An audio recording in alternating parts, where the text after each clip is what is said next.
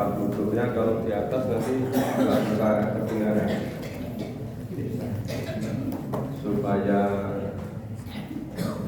malaikat mencatatnya gentian. Jadi tadi malam di Komperta itu ada kitab namanya Iliyun atau Iliyin, ya, mencatat seluruh amal mereka. Sehingga fotonya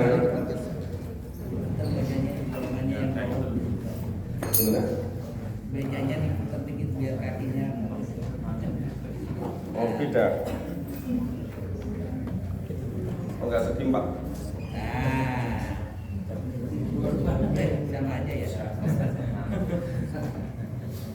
Sama aja.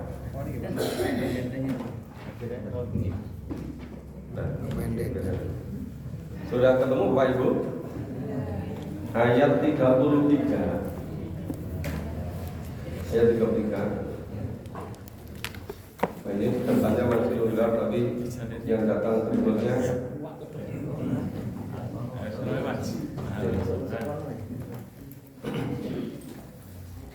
kita mulai. A'udzubillahi minasyaitonir rajim. A'udzubillahi minasyaitonir rajim. Bismillahirrahmanirrahim. Bismillahirrahmanirrahim. Wa ayatul lahumul ardul maitatu ahyainaha.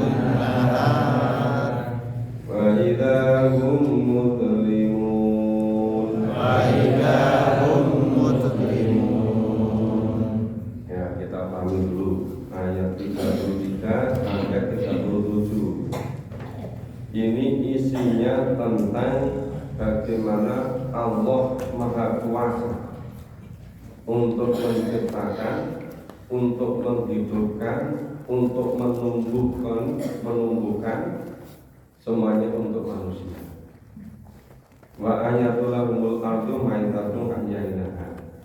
Dan suatu tanda kekuasaan Allah lahum bagi kamu semua. Tanda kekuasaan Allah bagi kita semua. Sebab asalnya tuh hum itu mereka. Cuma karena yang membaca itu kita, yaitu ditujukan pada kita. Itu ada ulama terkenal itu kasih nasihat. Itu ketika memahami Quran, membaca Quran, melakukan tilawah, coba berusaha setiap ayat yang dibaca itu seakan-akan ditujukan pada kita yang membaca. Ini caranya begitu. Jadi wa ayatul lahumul ard, dan suatu tanda bagi kita yaitu Allah menghidupkan bumi setelah mati. Jadi mati ardul maita itu bumi yang mati, ahyainaha Allah menghidupkannya.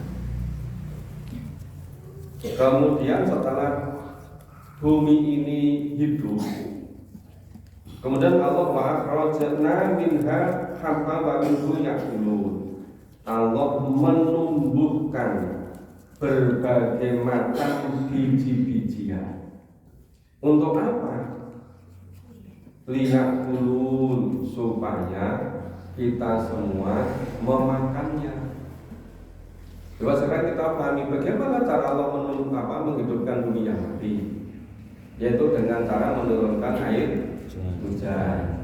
Dengan air hujan tumbuh-tumbuhan bisa tumbuh semua, kita bisa minum, hewan-hewan bisa minum, binatang-binatang bisa minum. Kemudian setelah ada air hujan, bumi hidup, berbagai macam tumbuh-tumbuhan, biji-bijian tumbuh, berkembang, mengeluarkan buahnya. Misalnya itu biji padi, bibit padi, ya itu disebar, ditaruh di tanah, dikasih tutup pakai pupuk kandang, kena air hujan, nanti berapa hari tumbuh. Dan tumbuh, nanti kemudian ditanam dari padi jadi beras, dimasak jadi nasi. Kemudian tuh berbagai macam burung ikut juga menikmati. Walaupun kadang-kadang itu petaninya nggak boleh. Jadi itu rezeki dari Allah yang sulit akan menekan.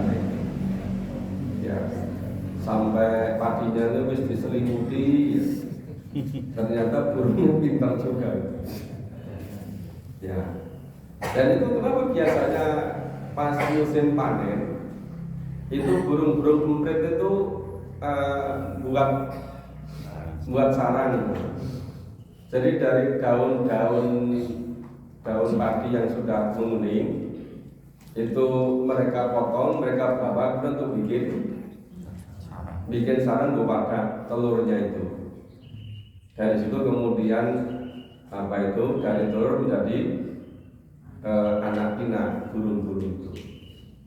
Nah ini semuanya itu betapa maha kuasanya Allah. Dan itu terjadi seperti sunatullah itu, terus menerus itu. Coba kalau kita ikuti itu perputaran musim yang ada di daerah kita itu begitu indah itu. Antara musim kemarau dengan musim penghujan. Coba itu kalau hujan terus, itu nanti tanaman palawija nggak bagus, buahnya nggak manis karena terlalu banyak air. Maka kenapa pakai kemarau? Tapi kalau kemarau terus, ya nggak bisa hidup tanaman-tanaman, tumbuh-tumbuhan, biji-bijian. Maka semua dapat demikian rupa.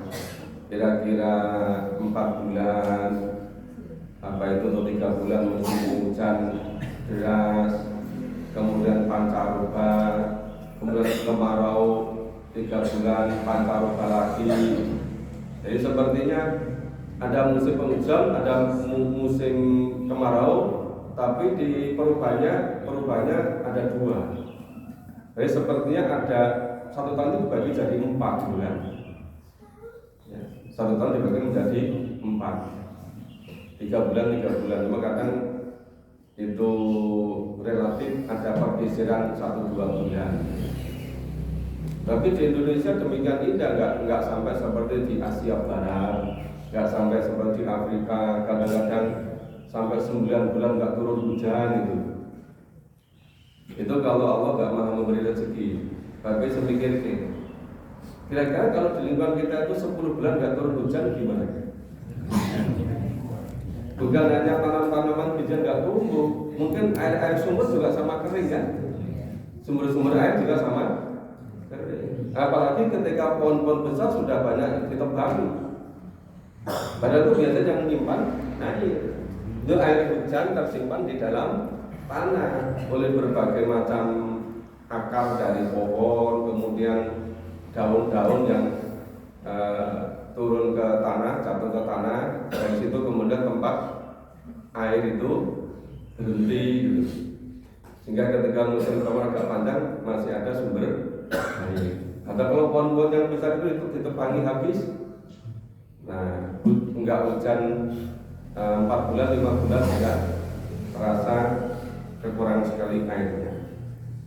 Ini luar biasa Allah Maha Kuasa Maha menciptakan. Ayat 34, wa ja'alna fiha jannati min nakhil. Dan Allah menjadikan pada kebun-kebun apa nakhil kurma, wa a'nab dan anggur. Wa fajarna fiha minal uyun. Dan Allah pancarkan padanya fiha pada bumi ya. Itu minal uyun, ada beberapa sumber mata air uyun. Nah, itu kalau nggak ada sumber mata air, itu kebun-kebun jannah itu nggak bisa ditumbuhkan nakhil, nggak bisa tumbuh kurma, nggak bisa tumbuh aknab, nggak bisa tumbuh anggur. Nah, nanti kalau tidak ada kurma, tidak ada anggur, kalau haji umroh, nah buahnya terasa nggak lengkap kan? Itu biasanya buah-buah yang dipilih itu. Nah, itu semua apa? Wa fajarna fiha minal uyun. Maka Allah itu memancarkan sumber-sumber mata air supaya itu bisa tumbuh gitu, supaya bisa berbuah. Untuk apa? Liyakulu min tamarihi wa ma amilathu aydihi, supaya mereka ya kembali kepada manusia kita semua, supaya kita semua dapat makan dari buah-buahnya. Coba tanpa pesan pada Allah, Allah sudah ngasih pada kita. Liyakulu min tamarihi, supaya kita semua bisa memakan buah-buah itu. Wa ma amilathu aydihi, dan dari apa yang diusahakan oleh aidihim, tangan mereka. Kalau ayat ini kita baca, ya dari apa yang diusahakan dari tangan kita. Jadi kenapa itu aidihim, tangan mereka itu mewakili. Sebenarnya kita bekerja kan bukan hanya tangan kan, seluruh anggota tubuh kan. Nah, tetapi Allah untuk memudahkan dari apa yang dilakukan oleh tangan kita, ya oleh seluruh anggota badan kita. Afala yaskuru, maka mengapa kok tidak mau bersyukur? Padahal sudah semula bumi mati, Allah hidupkan dengan air hujan, dan tentu tumbuh biji-bijian, tumbuh pohon-pohon buah, tumbuh berbagai macam tanaman, ada kurma, ada anggur, kemudian dipancarkan sumber-sumber mata air supaya kita dapat makan. Dan apa yang dari upayakan melalui kerja kita, melalui tangan kita. Tapi kenapa kita tidak bisa bersyukur? Kenapa kok mengingkari? Kenapa tidak mau mensyukuri? Subhanalladzi khalaqal azwaja kullaha. Maha suci Allah yang telah menciptakan bumi azwaj, yang telah menciptakan di bumi ini pasang-pasangan semuanya, kullaha, semuanya berpasang-pasangan. Siang malam. Ada siang, ada malam, ada pagi, ada sore, ada laki, ada perempuan, ada baik, buruk. Itu disebutkan khalaqal azwaja kullaha. Allah menciptakan berpasang-pasangan semuanya. Makanya kalau manusia tidak mau berpasangan, sebetulnya mengingkari kodratnya, mengingkari sunatullahnya gitu. Kemudian mimma tumjitul ardu, dan baik dari apa yang ditumbuhkan oleh bumi, wa min anfusihim, dan pada diri manusia sendiri, wa mimma la ya'lamun, dan sebagian memang kita manusia tidak mengetahui. Nah, mimma la ya'lamun, tidak mengetahui. Kenapa? Pengetahuan kita sangat terbatas. Pengetahuan kita itu sangat sedikit. Maka yang kita ketahui hanya sebagian kecil. Sebagian besar kita tidak mengetahui. Wa ayatul lahumul lailu naslahu minhun nahar. Dan suatu tanda kuasaan Allah bagi mereka adalah ada malam, ya lain. Yang malam itu kami putar, kami tanggalkan siang dari malam. Siang dari malam apa? Ya datangnya Allah menanggalkan malam itu dengan perputaran, ada matahari, ada bumi. Nah, kemudian kalau kaitannya dengan apa itu Komariah, ada perputaran bulan. Jadi yang dimaksud dengan ini apa itu wa ayatul lahumul lailu naslahu minhun nahar, ya bahwa suatu tanda kekuasaan Allah. Jadi Allah menanggalkan malam dengan siang, itu dengan terbitnya matahari, ya terbit fajar. Ada apa itu cahaya merah di timur, itu berarti ditanggalkan malam, datangnya siang, ya masa perubahan waktu fajar. Nah itu semua faedah hum mudlimu, maka dengan serta merta mereka berada dalam kegelapan. Jadi ketika siang dipotong dengan malam, itu karena matahari terbenam serta merta kemudian menjadi gelap. Jadi malam dipotong dengan siang, siang dipotong dengan malam. Nah itu dengan Allah menciptakan tata surya yang demikian, sistem dengan hebatnya, demikian teraturnya. Maka dalam dunia akademik disebut dengan makrokosmos, keteraturan yang ada pada alam semesta. Demikian pula keteraturan pada diri kita, maka disebut dengan mikrokosmos, keteraturan sistem yang demikian hebat pada diri kita. Kita baca yang 38 sampai 43. A'udzu billahi minasyaitonir rajim. A'udzu billahi minasyaitonir rajim. Wa samsu tajri li mustaqarrin laha. Wa samsu tajri li mustaqarrin laha. Dzalika taqdirul azizil alim. Dzalika taqdirul aziz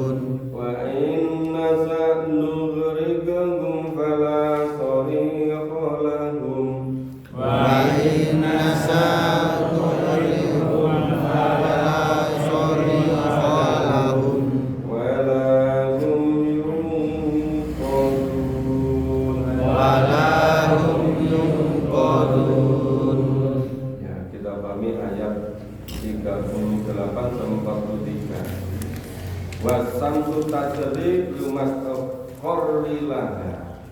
Matahari berjalan di tempat peredarannya. Jadi matahari berputar pada porosnya. Kemudian bumi berputar mengelilingi matahari. Jadi dzalika takdirul azizil alim. Demikian itu menjadi ketetapan, menjadi takdir. Itu dari kata qadara yakdiru. Takdirul azizil alim. Itu takdir, ketentuan dari Allah. Allah yang maha perkasa dan lagi maha mengetahui. Aziz, perkasa, alim, mengetahui. Nah, jadi matahari berputar pada sumbunya, pada porosnya, dan bumi berputar mengelilingi matahari. Itu menjadi takdir, ketentuan dari Allah. Wal qamara qadarnahu manazil, dan Allah menetapkan bulan itu berputar pada manzilahnya, pada tempatnya. Ya. Kata ada kalau burjunil qadim, ya, itu sehingga bulan tadi sampai manzilah kembali kepada bentuk tandan semula. Jadi coba diperhatikan itu. Itu bulan itu semula hanya kelihatan kecil sekali, seperti hanya garis sendiri kecil juga. Tambah hari, tambah kelihatan jelas.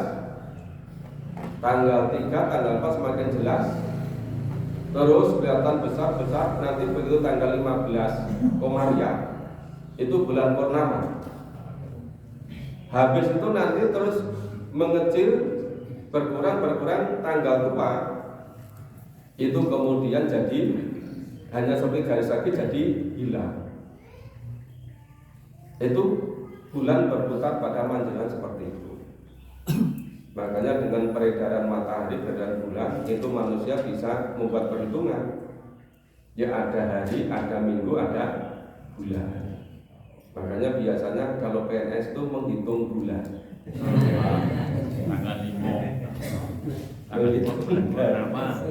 Tapi biasanya kalau mogok itu tanggal tua. Ini tanggal muda kok udah mogok minggunya. Ini agak aneh. Apa memang bukan mie PNS ya? Ya itu kembali ke sini. Terus ini kenapa? La samsu yang bagi laha antut dari kalkoma. Tidaklah mungkin bagi matahari mendapatkan bulan. Ya malam pun tidak dapat mendahului siang.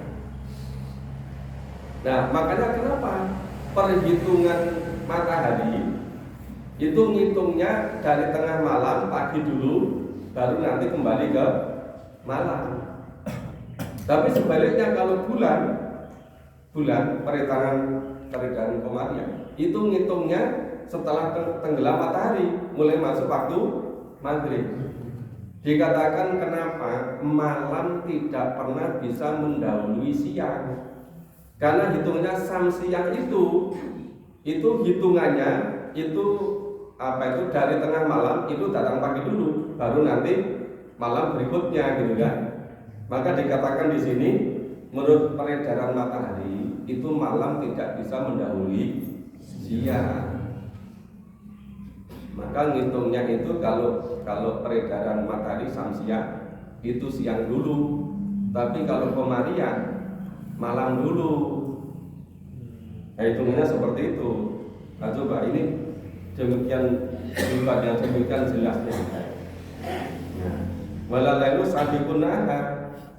Coba. Dan tidak bisa malam itu mendahului siang. Karena hitungannya siang dulu baru malam. Itu kalau peredaran matahari. Tapi kalau bulan malam dulu baru siang. Seperti demikian hebatnya. Waktu falaki yasbahun, dan masing-masing beredar pada yasbahun, pada garis edarnya, pada orbitnya. Masing-masing punya garis edar, masing-masing punya garis orbitnya. Itulah yang namanya keteraturan alam semesta, karena keteraturan tata surya tadi gitu. Wa ayatul lahum anaham ahamalna dzurriyyatahum. Nah, suatu tanda kesan Allah juga, ini sudah masalah yang lain lagi. Apa? Bagi mereka adalah Allah angkut keturunan mereka dalam bahtera fil fulki al-maskur yang penuh muatan. Nah, itu tadi yang namanya bahtera. Ya, bahtera yang apa itu, kapal ada di laut itu. Itu sebagai alat angkut mungkin ya. Itu mungkin bisa yang paling hitung-hitungannya, itu mungkin yang paling ekonomis. Coba misalnya kalau barang tambang nikel misalnya, itu dari daerah Sulawesi sana, itu dibawa ke luar negeri, apa dibawa ke Cina atau dibawa ke Jepang atau dibawa ke bahkan sampai Amerika, sampai Eropa itu. Itu kalau dibawa melalui laut, itu bisa ribuan ton seperti bukit berjalan. Coba kalau diangkut pakai pesawat terbang. Nah, itu betapa tinggi biayanya untuk biaya beli afturnya. Tapi kalau jalan darat nggak bisa. Kenapa? Itu lebih luas lautnya daripada daratannya. Makanya ini kenapa Allah berfirman ini, wa ayatul lahum anna hamalna dzurriyyatahum fil fulkil maskur. Dan suatu tanda kebesaran Allah bagi mereka adalah Allah angkut keturunan mereka dalam bahtera yang penuh muatan. Bahtera yang penuh muatan. Dulu waktu ditemukan tambang minyak, itu orang membuat kapal kecil-kecil untuk ngangkut itu kecil-kecil. Tapi begitu ditemukan mesin, awalnya mesin uap, itu dibikin kapal yang besar. Itu semula berpuluh-puluh kapal kecil muatannya itu kalah dengan satu kapal. Lama-lama ratusan kapal kecil-kecil kalah dengan satu kapal. Lama-lama ribuan kapal kecil-kecil kalah dengan suatu kapal yang besar. Maka kenapa disebutkan fil fulki maskur? Nah, jadi Allah memberikan apa ya? Mentakdirkan bahwa bahtera tadi mengangkut anak keturunan manusia dengan muatan yang penuh. Muatan yang penuh. Maka yang namanya revolusi industri ditandai dengan ditemukannya mesin, itu berubah total. Dan itu bukan hanya transportasi, produksi juga begitu. Jadi semula itu dikerjakan pakai tangan manusia, kerja tangan itu lama sekali. Tapi begitu temukan mesin produksi, itu produknya dari massal. Saya pernah waktu tinggal di Jepang itu pernah diajak ke salah satu produk otomotif merek Toyota. Luar biasa luasan di Nagoya, provinsi Nagoya. Jadi senternya apa itu? Pabrik Toyota terbesar di dunia, pusatnya di sini. Di awal. Itu ada museum yang dari produk paling awal sampai sekarang. Yang dulu dikerjakan berbulan-bulan, tahunan.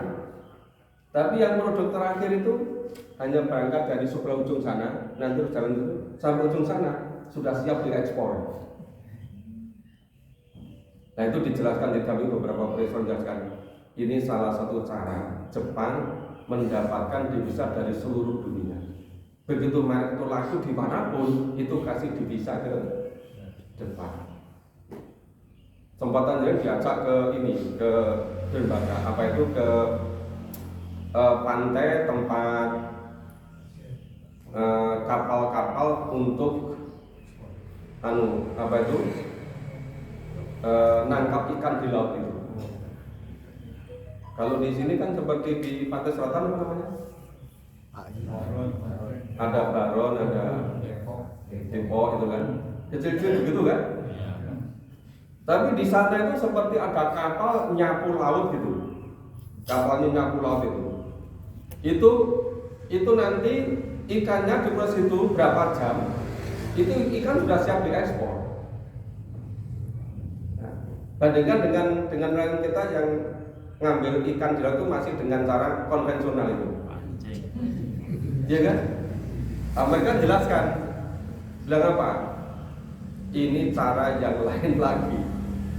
Cara yang lain lagi Jepang, ya, untuk memanfaatkan ngambil kekayaan laut yang dari ini mendatangkan devisa yang luar biasa banyaknya.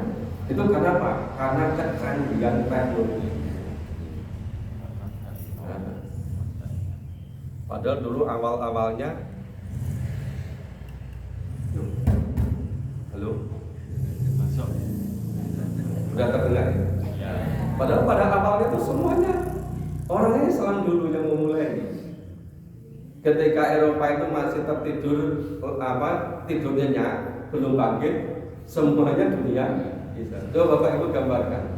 Islam itu memimpin peradaban di Eropa, di Spanyol, di Granada, di Sevilla, di seterusnya itu sampai 783 tahun, hampir 800 tahun. Gak sebentar loh itu. Hampir 800 tahun, berapa umur itu? Itu Islam memimpin Eropa loh. Itu awal mula kemudian kebangkitan Eropa. Terus dari situ kemudian berikutnya ada revolusi hijau pertanian atau revolusi industri gitu. Lah kenapa orang sana dulu pinter-pinter? Karena fokusnya Quran itu dituntaskan dulu. Yang menyebabkan pintar itu karena Quran. Kenapa sekarang orang Islam nggak pintar-pintar? Karena meninggalkan Quran. Kita baru memulai lagi kan? Ya. Nah makanya itu coba ini. Wa ayatul lahum anna hamalna dzurriyyatahum fil fulkil masbur. Allah menciptakan bahtera di lautan untuk mengangkut dzurriyyah keturunan dengan muatan yang penuh. Wa khalaqna lahum min mithlihi ma yarkabun. Dan Allah ciptakan untuk mereka apa? Yang mereka kendari seperti bahtera itu tadi. Diciptakan yang lebih canggih. Dan jika kami mendaki, niscaya kami tenggelamkan mereka. Menenggelamkannya gimana? Itu ada badai, ada apa itu seperti di pantai selatan apa ombaknya itu? Ya, ombaknya sampai sekian puluh meter itu kan? Tsunami. Ya, terjadi gempa, terjadi tsunami sampai terbalik-balik gitu kan. Nah, maka tiadalah bagi mereka penolong dan tidak pula mereka ada yang menyelamatkan. Jadi sepenuhnya itu sebetulnya pada kekuasaan Allah. Oh, coba ini surat Yasin isinya demikian rupa. Coba gitu. Jadi surat Yasin itu penuh dengan ilmu pengetahuan. Cuma sayangnya itu cuma dibaca, nggak dipahami maknanya gitu. Padahal kalau dipahami demikian dapat. Ya, marilah kita sama-sama pelan-pelan, ayo terus kita pahami lah, supaya kita itu bisa pinter, bisa cerdas gitu kan. Nanti kalau kita nggak memahami lah, kapan memulainya itu nggak jadi cerdas. Oke, kita lanjutkan ayat 44 kita baca. Betul lengkap kan? Oh, yang 44. A'udzu billahi minasyaitonir rajim. A'udzu billahi minasyaitonir rajim. Illa rahmatan minna wa mata'an ila hin. Illa rahmatan minna wa mata'an ila hin. Wa idza qila lahum ittaqu ma baina aydikum Wa idza qila lahum ittaqu ma baina aydikum wa ma khalfakum la'allakum turhamun. wa ma khalfakum la'allakum turhamun. Wa ma ta'tihim min ayatin min ayatir rabbihim Wa ma na'tihim min ayatin min ayati rabbihim illa kanu anha mu'ridin. illa kanu anha muridin. Nah, 3 ayat kita pahami dulu. Illa rahmatan minna. Ya, illa kecuali tetapi karena rahmat yang besar minna dari Allah. Nanya kembali kepada Allah. Wa mataan ilahi, dan untuk memberikan kesenangan sampai pada suatu waktu yang ditetapkan nanti, ilahi, sampai batas waktunya habis. Jadi seluruh yang Allah ciptakan tadi, mulai dari bagaimana Allah menghidupkan bumi yang mati, tanam-tanaman, tumbuhan biji-bijian, kemudian berbagai macam buah-buahan, kemudian tekan alam ketata semuanya, kemudian di laut demikian rupa, itu semuanya itu diperuntukkan rahmat bagi manusia, supaya manusia itu bersenang-senang, ya mataan, bersenang-senang sampai waktu yang ditentukan. Wa baca kila lahum, apa dikatakan kepada mereka, ittaqu ma baina aydihim, ya takutlah kamu, bertakwalah kamu akan siksa yang ada di hadapanmu. Wa ma khalfahum, dan yang ada di belakangmu. La'alakum turhamun, agar supaya kamu mendapat rahmat. Jadi kalau Allah perintah kepada kita supaya kita itu bertakwa, sebetulnya takwa itu kembali pada masing-masing kita, supaya kita mendapatkan rahmat. Jadi yang disebut dengan bersyukur tadi itu menggunakan seluruh nikmat sesuai dengan yang dituntunkan Allah. Dengan kata lain itu namanya bertakwa. Dengan bertakwa kita akan mendapat rahmat. Wa ma ta'tihim min ayatin min ayati rabbihim, dan sekali-kali tiada datang kepada mereka suatu tanda dari tanda-tanda kekuasaan Allah, illa kanu anha mu'ridin, melainkan mereka selalu berpaling darinya. Kenapa jadi mu'ridin? Berpaling. Disuruh takwa enggak mau, disuruh bersyukur enggak mau. Padahal Allah melimpahkan seluruh kebutuhan, menjatuhkan apapun yang kita butuhkan. Tapi kenapa kok malah mu'ridin, malah akan membinasakan semua dengan apa itu, serta-merta dengan cara yang sangat cepat ketika mereka sedang bertengkar. Masih Daudzudzan nanyakan itu, datang Halilintar, datang suara yang memekakkan, musnah semua. Fayaqatihuna tausiyatan wala ila ahlihim yarji'un. Lalu mereka tidak kuasa membuat suatu wasiat pun, enggak sempat sama sekali. Karena semula nggak mau menggunakan kesempatan sebaik mungkin dan tidak dapat pula mereka kembali kepada keluarganya. Ya, sampai ayat 50. Insya Allah besok pagi kita lanjutkan ayat 50. Demikian Bapak Ibu, semoga kita betul-betul bisa memahami makna dari surat Yasin, bisa mengambil mauidhah hasanahnya, sehingga ketika kita membaca, semoga kita betul-betul bisa mengambil makna manfaat pelajaran dari surat Yasin. Sampai ketemu kesempatan besok pagi. Terima semuanya. Mohon maaf kepada semuanya. Kita akhiri dengan Bapak